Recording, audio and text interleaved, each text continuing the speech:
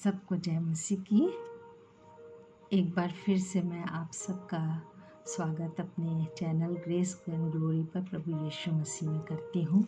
इसके पहले कि हम आज के वचन में जाएं, हम अपने समय थोड़ा प्रार्थना में बिताते हैं।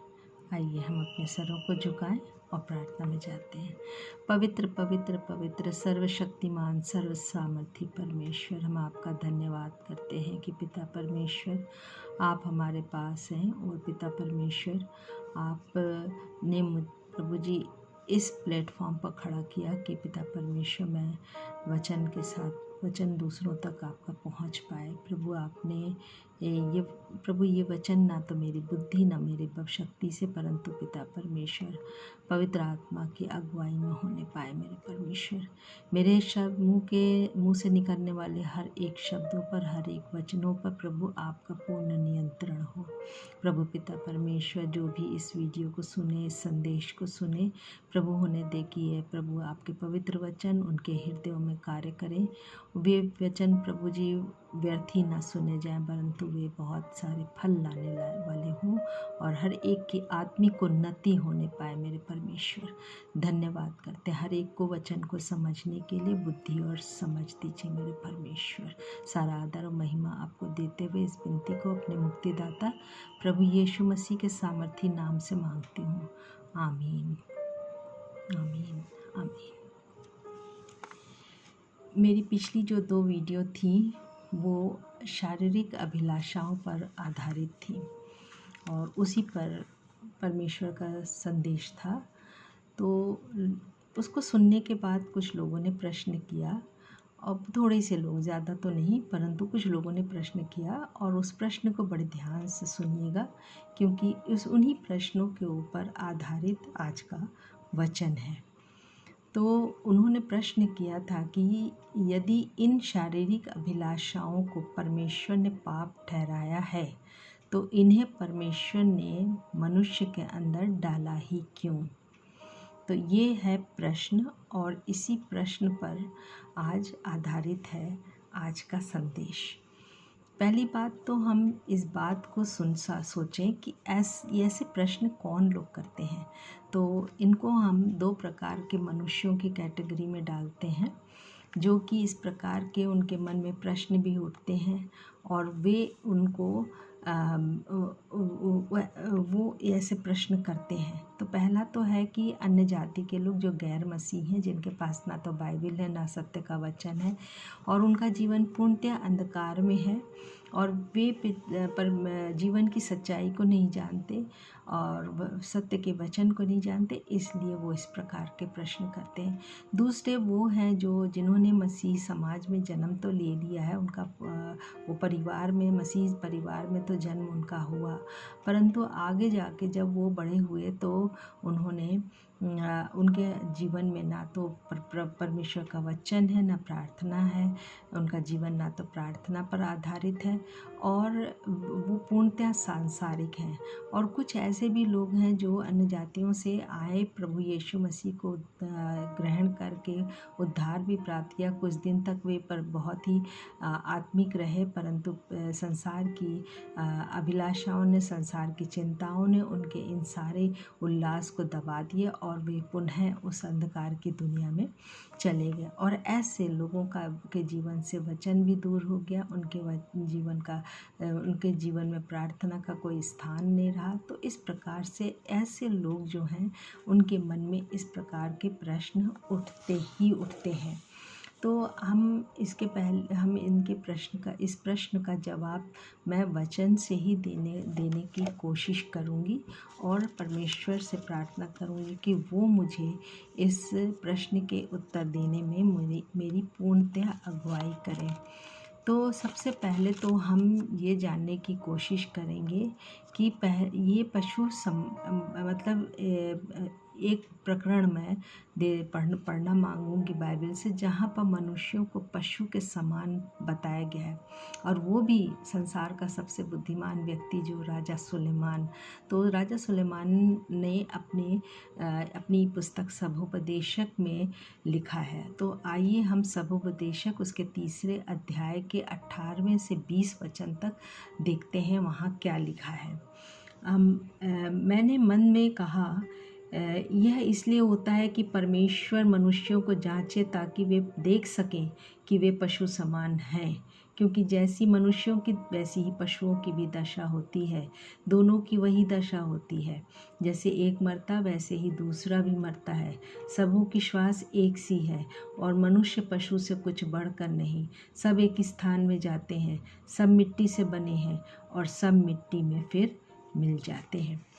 तो यहाँ पर सुलेमान बादशाह ने ये ऐसा क्यों कहा, क्यों वो मनुष्यों को पशु सरीखा बता रहा है? क्या सचमुच मनुष्य पशु के समान है?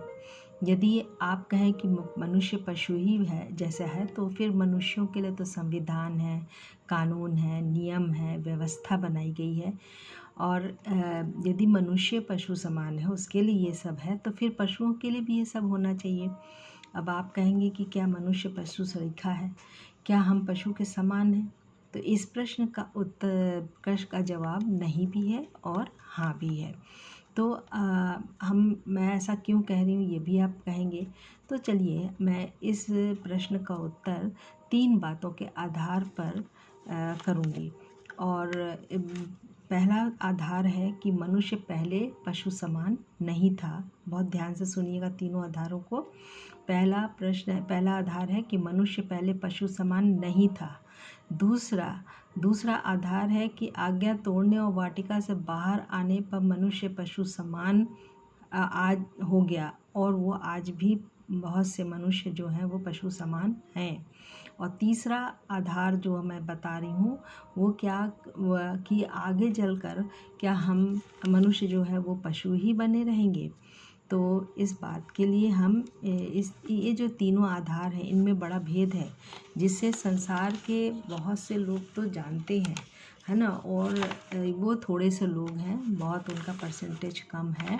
और कुछ लोग यानी कि एक बड़ा भाग जनसंख्या का, संसार की जनसंख्या का, वो इस भेद को नहीं समझ पाते हैं, वो जानते ही नहीं है, क्योंकि बहुत सी बातें हैं जिसकी वजह से वो इन बातों को नहीं जानते जो अभी इस संदेश को सुन रहे हैं।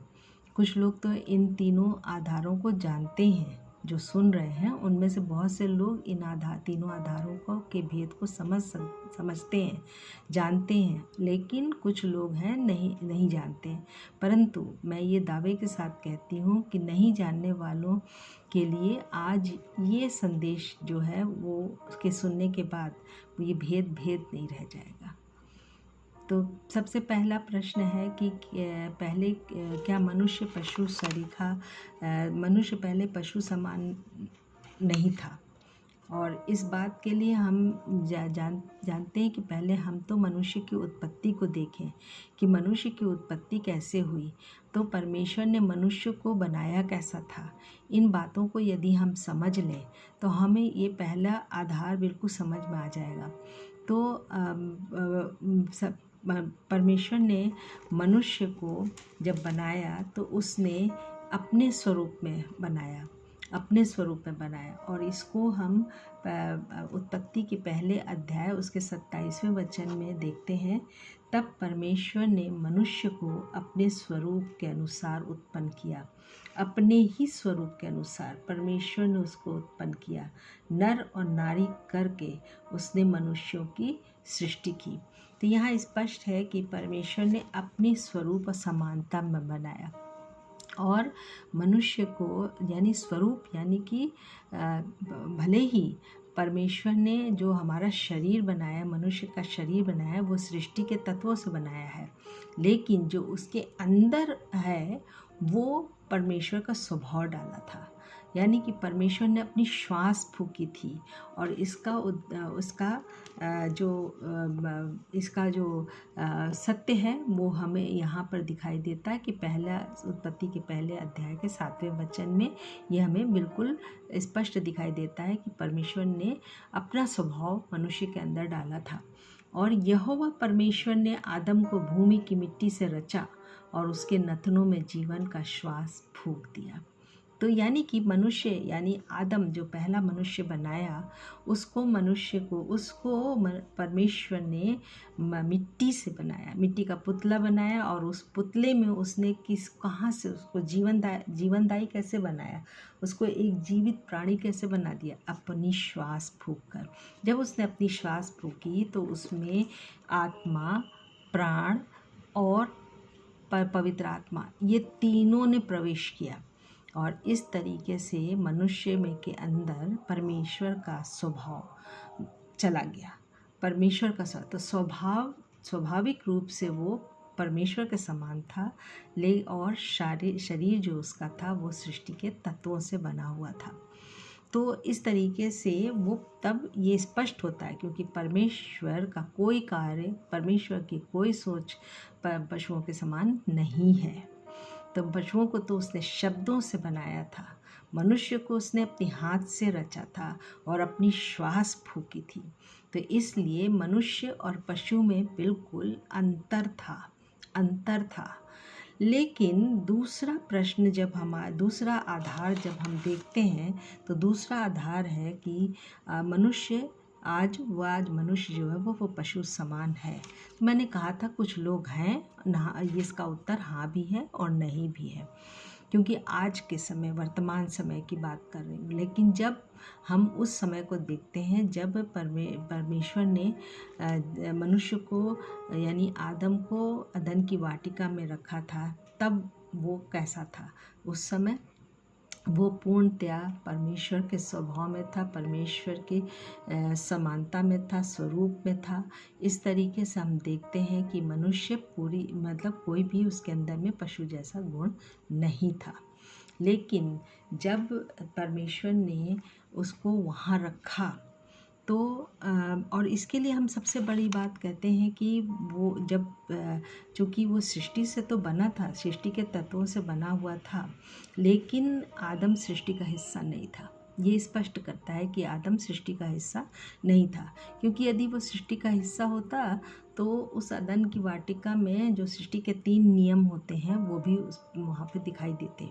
और सृष्टि के 3 नियम क्या हैं कि हर एक जीवित प्राणी को सृष्टि में जीवन के लिए संघर्ष करना पड़ता है, चाहे वो उसको भोजन के लिए और चाहे अपने जीवन के लिए, क्योंकि हर एक वहाँ पर क्या आ गया, हर एक को अपने जीवन को बचाने के लिए संघर्ष करना पड़ता है। यानी कि उसको मृत्यु का डर है, चाहे वो जानवर हो, चाहे मनुष्य हो, कोई भी प्राणी हो, उसको अपनी मृत्यु का डर होता है। इसलिए वो लाइफ के लिए स्ट्रगल करता है। दूसरी बात है कि जीवित प्राणियों के लिए दूसरा नियम क्या है? प्रजनन। तो जनसंख्या बढ़ती कैसे है? एक प्रक्रिया के द्वारा, जो कि और वो उसको कहते हैं रिप्रोडक्टिव सिस्टम। तीसरा था डेथ, जो यानी कि मृत्यु, जो सृष्टि का सबसे बड़ा नियम है। और ये जीवन का सत्य है कि जिसने भी इस धरती पर आज जन्म लिया है, चाहे पशु हो, चाहे वृक्ष हो, प्रकृति हो, प्रकृति की कोई जीवित यानी लिविंग थिंग हो, और साथ में मनुष्य, ये एक दिन मृत्यु को प्राप्त करते हैं। तो मृत्यु कहाँ से आई? पहले तो मृत्यु नहीं थी। तो जब हम अदन की वाटिका की बात देखते हैं, तो अदन की वाटिका में सृष्टि के ये तीनों नियम नहीं दिखाई पड़ते थे, क्योंकि उत्पत्ति की पुस्तक में स्पष्ट है कि आदम को अपने जीने के लिए कोई संघर्ष नहीं करना पड़ता था। परमेश्वर ने वहाँ पर नाना प्रकार के फलों के वृक्ष लगा रखे थे, और परमेश्वर ने उनको भोजन के लिए दिया था। और इस बाइबल ये भी स्पष्ट कहती है कि उस समय कोई भी अदन की वाटिका में कोई मांसाहारी नहीं था, कोई किसी को नहीं मारता था। ना को मनुष्य मारता था, ना पशु को मारते थे। सब वे कहते हैं नॉन वेजिटेरियन कोई भी नहीं था वहाँ, सब वेजिटेरियन थे। तो इस तरीके से हम देखते हैं कि वहाँ पर आदम और हवा बड़े आराम से रह रहे थे, शांतिपूर्वक रह रहे थे उस वाटिका के अंदर, और वाटिका के वो फलों को खाते थे और जीने के लिए उन्हें कोई संघर्ष नहीं करना पड़ता था। सब पशु पक्षी और जितने भी जीव जंतु थे वहाँ पर सब एक दूसरे से मिलजुल कर रहते थे, बिना किसी भय के, बेखट के आपस में सबसे मिलजुल कर रहते थे। लेकिन जब हम इनको देखते हैं तो परमेश्वर ने जब वाटिका में रखा तो उस समय परमेश्वर ने कुछ आज्ञा दे रखी थी, और ये स्पष्ट करता है कि परमेश्वर ने मनुष्य को यानी प्रथम आदम को वाटिका के अंदर नहीं बनाया था, वाटिका से बाहर बनाया था। क्योंकि अगर हम एक वचन पढ़ते हैं उत्पत्ति की पुस्तक, उसका पहला अध्याय और 8वें वचन को जब हम देखते हैं तो वहाँ स्पष्ट है कि मनुष्य को परमेश्वर ने पहले मतलब आदम को परमेश्वर ने अदन की वाटिका से बाहर बनाया था। यहाँ लिखा है, तब यहोवा परमेश्वर ने पूर्व की ओर अदन देश में उद्यान लगाया और वहाँ आदम को जिसे उसने रचा था रख दिया। ये स्पष्ट करता है कि अदन की वाटिका में आदम को नहीं बनाया, परंतु अदन की वाटिका से बाहर उसने मिट्टी से और सृष्टि के तत्वों से उसको बनाया, और उसके बाद वहाँ पर अदन एक देश है, उसमें वहाँ पर उसने वाटिका को बनाया और उसमें लाकर उसको रख दिया। रखने के बाद परमेश्वर ने उसको कुछ सलाह दी, आज्ञा दी, और वो क्या आज्ञा थी उसको भी हम वचन में देखते हैं। जब यहोवा परमेश्वर ने आदम को लेकर अदन के उद्यान में रख दिया, ये हमको 15वें वचन में दूसरे अध्याय के 15वें वचन में हमें दिखाई देता है। और वहाँ लिखा है कि जब यहोवा परमेश्वर ने आदम को लेकर अदन के उद्यान में रख दिया कि वह उसमें काम करे और उसकी रक्षा करे, तब यहोवा परमेश्वर ने आदम को यह आज्ञा दी कि तू उद्यान के सब वृक्षों का फल बिना खटके खा सकता है, पर भले या बुरे के ज्ञान का जो वृक्ष है उसका फल तू कभी न खाना, क्योंकि जिस दिन तू उसका फल खाए उसी दिन अवश्य मर जाएगा। यानी कि अदन की वाटिका में मृत्यु नहीं थी। सृष्टि का जो सत्य, कड़वा सत्य है, जो नियम है, वो वहाँ पर मृत्यु नहीं थी। और कब मृत्यु आई, ये स्पष्ट करता है कि जब परमेश्वर ने जो आज्ञा दी थी, उन आज्ञाओं को जब आदम ने तोड़ा, उस आज्ञा के विरुद्ध में गया, तब उसने क्या तब उसके साथ में ये मृत्यु आ गई, उसके जीवन में मृत्यु आ गई। तो ये जो हमारा जो दूसरा प्रश्न था, दूसरा आधार था कि क्या मनुष्य आज पशु समान है, तो इसका उत्तर जानने के लिए हमने ये जो है 15 से 17 तक हमने देखा कि वहाँ पर एक आज्ञा दी परमेश्वर ने, तो उसका फल कभी ना खाना, किसका, भले बुरे के ज्ञान के वृक्ष का फल कभी ना खाना, और यदि खाया तो तू उसी दिन अवश्य मर जाएगा। तो और आगे हमें बाइबल बताती कि आदम ने आज्ञा तोड़ी और तुरंत उनकी आँखें खुल गईं। वहाँ पर लिखा हुआ है कि उसने जो ही खाया, यहाँ लिखा तब उन दोनों, यहाँ पर ये उसने तोड़कर खाया, किसने, हवा ने उसमें से तोड़कर खाया और अपने पति को भी दिया और उसने भी खाया। तब उन दोनों की आँखें खुल गईं और उनको मालूम हुआ कि वे नंगे हैं। तो यानी कि ये कौन सी आँखें खुल गईं, सांसारिक आँखें खुल गईं। अब तक उनके अंदर में पवित्र आत्मा था, और जैसे ही उन्होंने आज्ञा तोड़ी तो पवित्र आत्मा का दम घुटने लगा, और फिर परमेश्वर ने पवित्र आत्मा को अपने पास वापस बुला लिया। अब उसके अंदर में पवित्र आत्मा नहीं रहा उस समय, हाँ। और उसके बाद उसके जैसे ये सब कांड हुआ, जैसे पवित्र आत्मा गया, आत्मिक आंखें बंद हो गई, आत्मिक आंखें बंद हो गई और सांसारिक आंखें खुल गई। तो जब सांसारिक आंखें खुल गईं तो तभी तो उन्हें एक दूसरे का नंगापन दिखाई दिया। और हम जानते हैं कि मनुष्य में सांसारिक अभिलाषाओं ने जन्म ले लिया। तो ये जो है शैतान ने के बहकावे में आए, शैतान के बहकावे में आ गए और छल पूर्वक शैतान ने मनुष्य के ऊपर कब्जा किया। क्योंकि आदम कुछ जो परमेश्वर की आज्ञा थी उनको पूरा करने में भी वो ढिलाई कर गया, क्योंकि उसको रक्षा करने का काम दिया गया था, लेकिन शायद उसने वहाँ आलस किया और उसके आलस की वजह से शैतान अदन की वाटिका में प्रवेश कर गया और इस तरीके से उसने मनुष्यों पर प्रहार किया और उनको अपने कब्जे में ले लिया। तो इस प्रकार हम देखते हैं कि शैतान ने मनुष्य के अंदर दुष्ट प्रवृत्तियाँ, अभिलाषाओं के रूप में जन्म ले लिया और मनुष्य पशु समान हो गया।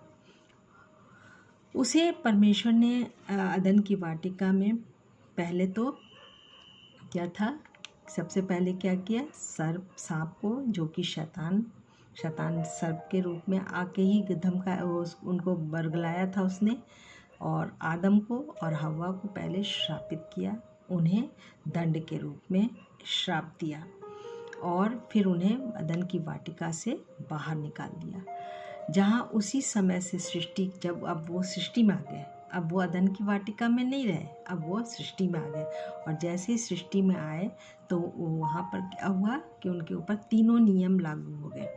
क्योंकि यदि हम देखें तो अदन की वाटिका में के बाहर आने के बाद ही हव्वा गर्भवती हुई और हव्वा गर्भवती हुई, उसके 2 बेटे हुए, पहले 2 बेटे कैन और हाबिल। और कैन और हाबिल की जब हम घटना पढ़ते हैं तो वहाँ पर देखते हैं कि किस तरीके से कैन ने हाबिल की हत्या कर दी। देखिए एक तो अब भी क्या आ गया, क्योंकि मनुष्य के अंदर पाप ने पूरा अधिकार कर लिया, उसके ऊपर पूरा कब्जा कर लिया। तो अब संसार मतलब मनुष्य के अंदर में जो है सांसारिक अभिलाषाएं भी आ गई और इस तरीके से हम देखते हैं कि वहाँ पर आदम से हमें मृत्यु, लालसा, अभिलाषाएं और सृष्टि के सारे नियम मिल गए, पशु सरीखा जीवन भी मिल गया। लेकिन परमेश्वर ने, अब हम तीसरे आधार पर जब आते हैं तो तीसरा आधार हमारा क्या है, तीसरा आधार है कि क्या आगे भी हम पशु समान रहेंगे, क्या आगे भी हम पशु समान रहेंगे। तो इस तरह हम जब इन बातों को देखते हैं तो यहाँ पर क्या लिखा है, यहाँ पर हम बताएंगे कि परमेश्वर ने मनुष्य को पशु जैसा जीवन से निकलने और उनके जीवन के अंत जैसा अंत से बचाने के लिए, यानी पशुओं का जैसा अंत होता है उस अंत से बचाने के लिए एक नया रास्ता निकाला। और इसके लिए क्योंकि जब यहोवा ने देखा ये सब बातें तो परमेश्वर को अच्छा नहीं लगा, उसको दुख हुआ और तब भी वो मनुष्यों से बहुत प्रेम करता है, इसलिए उसने एक रास्ता निकाला। और वो कौन सा रास्ता था कि उसने यीशु मसीह को इस संसार में भेजा। और अगर हम देखें तो वहाँ पर हम देखते हैं कि परमेश्वर ने, जब हम एक वचन पढ़ते हैं यूहन्ना 3:16, तो वहाँ पर स्पष्ट लिखा है कि परमेश्वर ने जगत से ऐसा प्रेम किया कि उसने अपना इकलौता पुत्र संसार को दे दिया, ताकि जो कोई उस पर विश्वास करे वो नाश ना हो परंतु अनंत जीवन प्राप्त करे। क्योंकि यीशु मसीह ने वो सारे जो मनुष्य पाप कर रहा था, जो अभिलाषाएं, पाप जो भी हैं, वो सब को उसने अपने ऊपर ले लिया और वो सब अपने ऊपर लेकर, पाप के बोझ को लेकर उसने क्रूस पर अपना बलिदान दिया। तो जब उसने बलिदान दिया तो उस बलिदान के द्वारा, उसके रक्त के बहाए जाने के द्वारा जो भी मनुष्य यीशु मसीह को अपना मुक्तिदाता, अपना उद्धारकर्ता ग्रहण कर लेता है तो उसका जीवन सफल हो जाता है और वो फिर इस मृत्यु मिली है, एक तो ये शारीरिक मृत्यु तो होनी, क्योंकि ये मिट्टी से बना हुआ है शरीर, तो ये मृत्यु तो होनी है, परंतु एक मृत्यु और है जो कि आत्मा को मिलेगी। आत्मा तो अजर अमर है, वो मरती नहीं है। तो इसलिए आत्मा का न्याय होगा और हमारे विश्वास के द्वारा जो विश्वास यीशु मसीह में करेंगे, यीशु मसीह के दिए गए हर वचन पर चलेंगे और उनके वचन के आधार पर उनका जीवन होगा, वो यीशु मसीह में अपना जीवन व्यतीत करते हैं और ऐसे मनुष्यों को मृत्यु की सज़ा नहीं मिलेगी। वो मनुष्य मृत्यु से छूट जाएंगे। क्योंकि यदि हम देखें तो देखें तो इफिसियों 1:4 जो है वो बड़े ही स्पष्ट कहता है कि उसने हमें जगत की उत्पत्ति से पहले चुन लिया कि हम उसके निकट प्रेम में पवित्र और निर्दोष हों। तो यानी कि परमेश्वर ने हम मनुष्यों के लिए एक योजना बनाई कि जो भी, यानी यीशु को मैं भेजूँगा, अपने पुत्र को भेजूँगा और जो भी उसको पर विश्वास करेगा वो नाश होने से बचाया जाएगा। यानी कि दूसरी मृत्यु जो अनंत काल के लिए है, उस मृत्यु से बच जाएगा और वो अनंत जीवन में प्रवेश करेगा।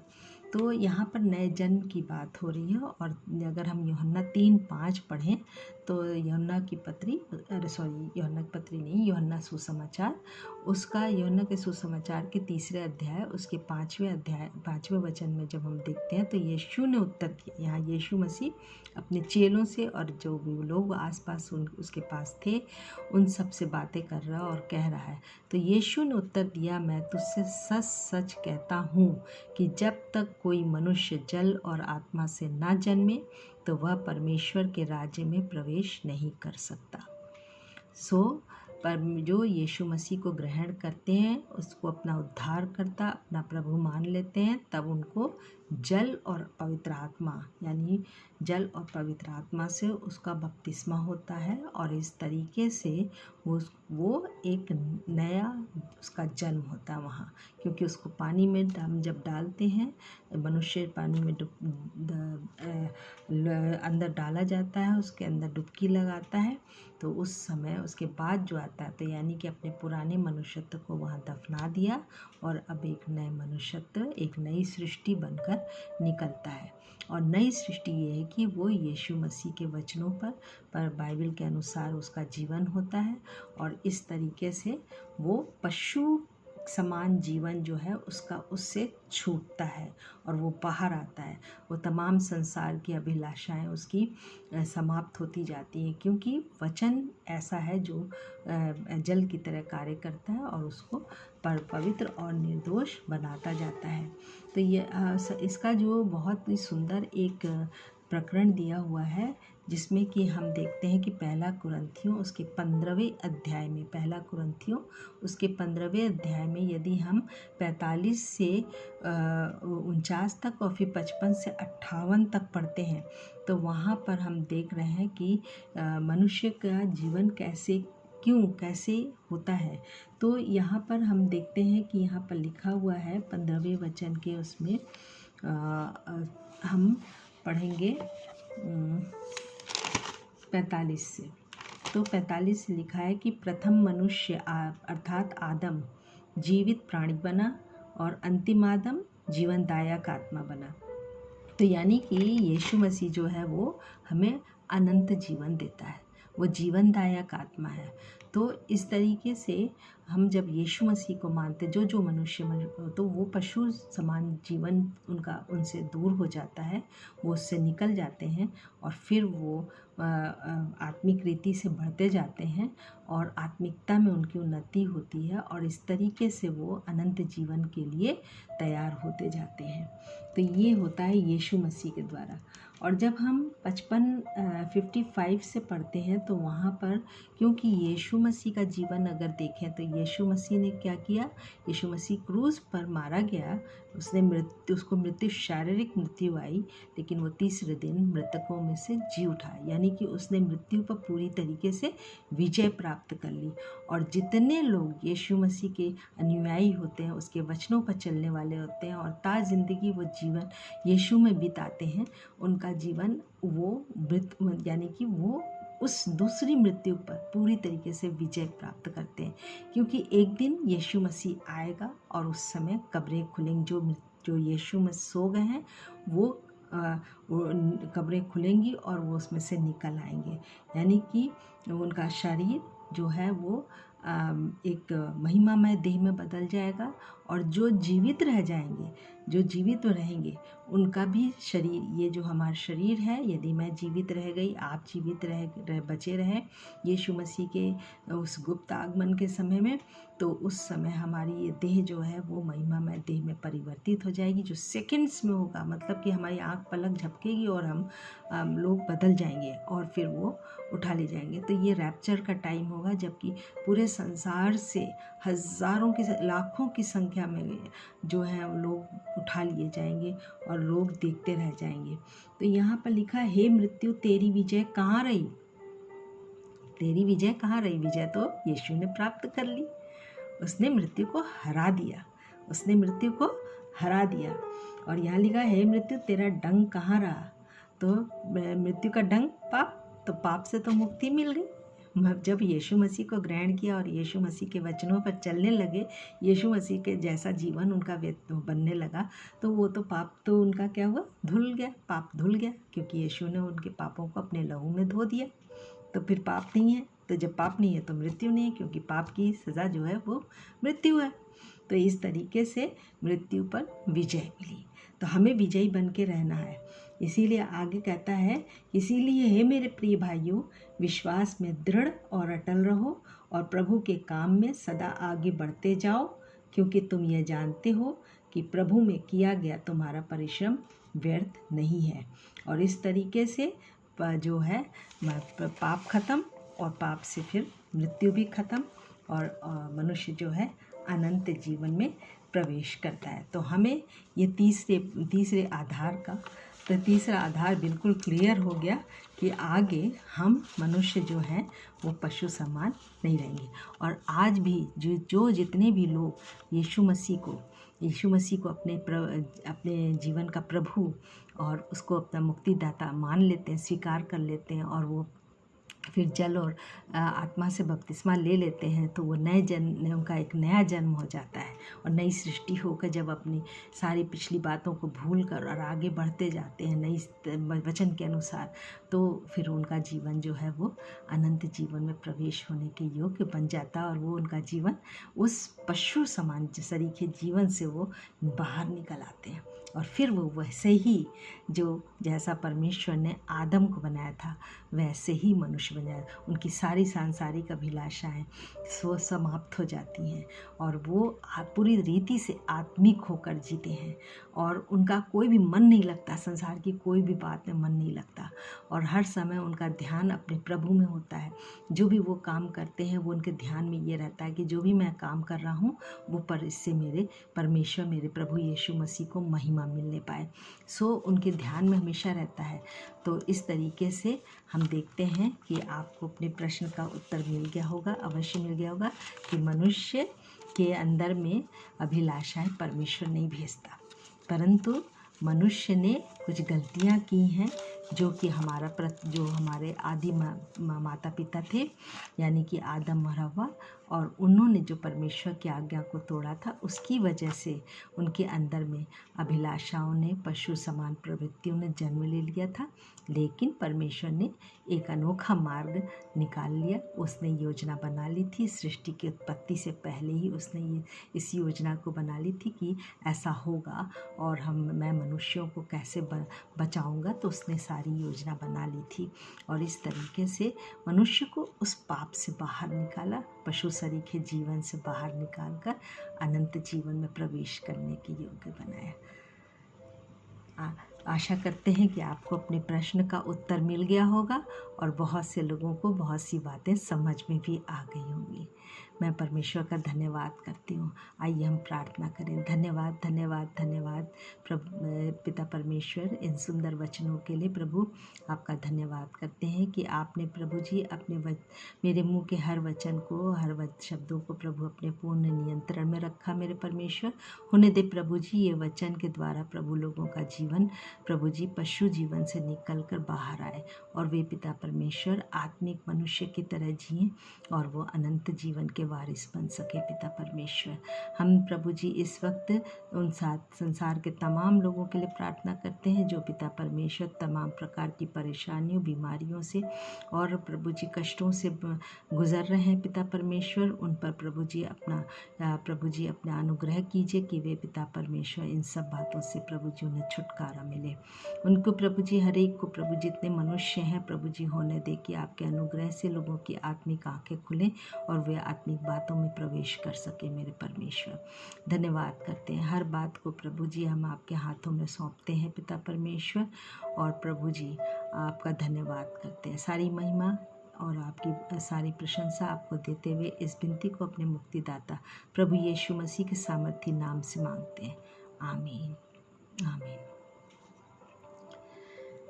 इस संदेश को आप लोग आगे भी बढ़ाइएगा और जिससे कि बहुत से लोग इस वचन के द्वारा लाभान्वित होने पाएँ और वो पशु सरीखे जीवन से बाहर निकलकर आत्मिक जीवन में प्रवेश करने पाएँ, जिससे कि वो नाश ना होने पाए परंतु वे भी अनंत जीवन के वारिस बन सकें, अनंत राज्य के वारिस बन सकें। धन्यवाद।